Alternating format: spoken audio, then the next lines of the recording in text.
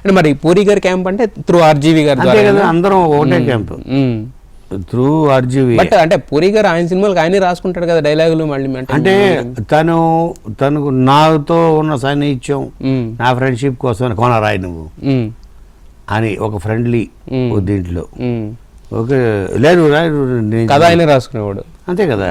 అమ్మా తమ్ముడమ్మాయి కానీ ఇవన్నీ శివమణి ఇది రాయ్ సరదా అలా రాసేవాడిని. అలాగే డైలాగ్స్ అమ్మా తమ్ముడమ్మాయి డైలాగ్స్ రాసే. అవును అమ్మ తమ్ముడు శివమణి కూడా రాసే. అలాగే తను రాసుకోలేక కాదు, గోనా వచ్చాడు. అప్పటిదాకా నేను బాంబేలో ఉండేవాడిని, బాంబేని షిఫ్ట్ అయిపోయాను. మనం కోనాన్ని ఎంకరేజ్ చేయాలి, తను ఇప్పుడు షిఫ్ట్ అయిపోయాడు అని కేవలం ఒక రీజన్ తోటి, ప్లస్ ఉన్న ఫ్రెండ్షిప్ కోసం, ప్లస్ ఇంకో చెయ్యి మనకి కలిసి వస్తుంది. అయితే మరి ఇప్పుడు క్రంచ్లో ఉన్నాడు కదా ఆయన, పూర్తిగా ఉన్నాయని పెట్టేసి సినిమాలు తీసేసి పోవటం. మరి ఇప్పుడు మీరేమి మీ ఫ్రెండ్షిప్ అలాగే ఉందా మరి?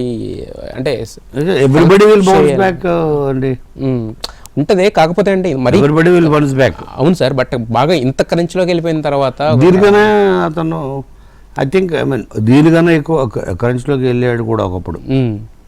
ఐ డోంట్ థింక్ ఇప్పుడు ఉన్నది వర్స్ట్ అని మీరు అంటున్నారు, కానీ దీనికన్నా వర్స్ట్ సిచ్యువేషన్కి వెళ్ళాడు.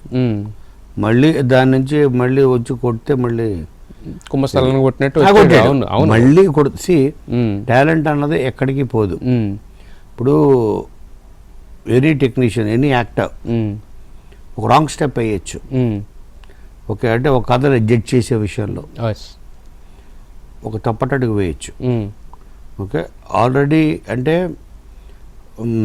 దాని ఏమంటారు, హుసేన్ బోల్ట్ లాగా రికార్డ్స్ బ్రేక్ చేసి పరుగు పందాల్లో పాల్గొని గోల్డ్ మెడల్ గెలిచిన వాళ్ళు చిన్న తప్పటడుగు వేయడం వల్ల వాళ్ళు 10th ప్లేస్లోకి ఉండిపోవచ్చు. చిన్నది, చిన్న ఫంబుల్ అంతే.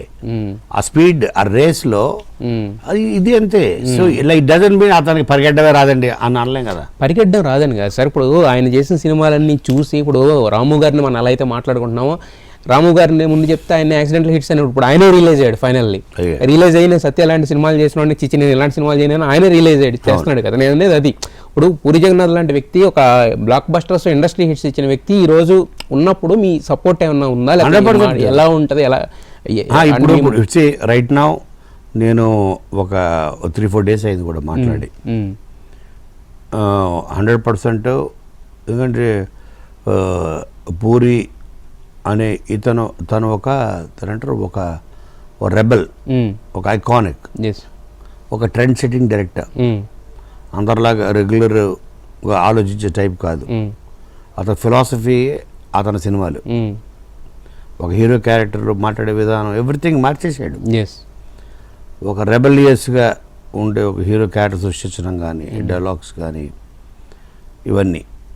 సో ఆ టాలెంట్ ఎక్కడికి పోదు.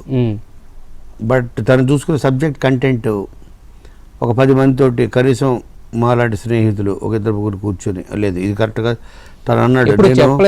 నేను 3-4 days బ్యాక్ మాట్లాడా, ఏంటి జగ్గు అంటే ఏంటి జగ్గు ఏంటి అంటే 4 కథలు రాశా అన్నాడు.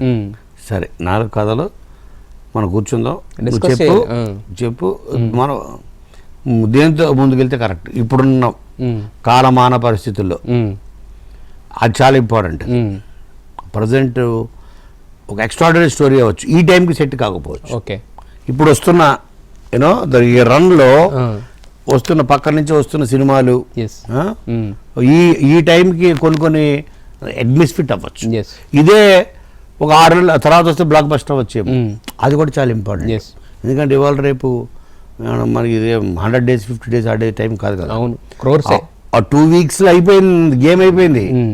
2 weeks వరకే మనం ఆడేది గేమ్. సో ఈ టైంకి ఇప్పుడు నువ్వు అనుకుంటున్నావు, ఇప్పుడు షూట్ చేస్తావు, ఎప్పుడు రిలీజ్ చేస్తావు, ఆ రిలీజ్ టైంకి నీ ప్యారలల్గా వస్తున్న సినిమాలు ఏంటి, మనతో పాటు పోటీగా, మనతో పాటు సమాంతరంగా, వారం తర్వాత సేమ్ కథ అని కాదు, ఎగ్జాక్ట్లీ సిమిలర్ జోనర్స్, సిమిలర్ ఇవే, అవి కూడా మనం దృష్టిలో పెట్టుకోవాలి. సో ఇన్ని ఉంటాయి.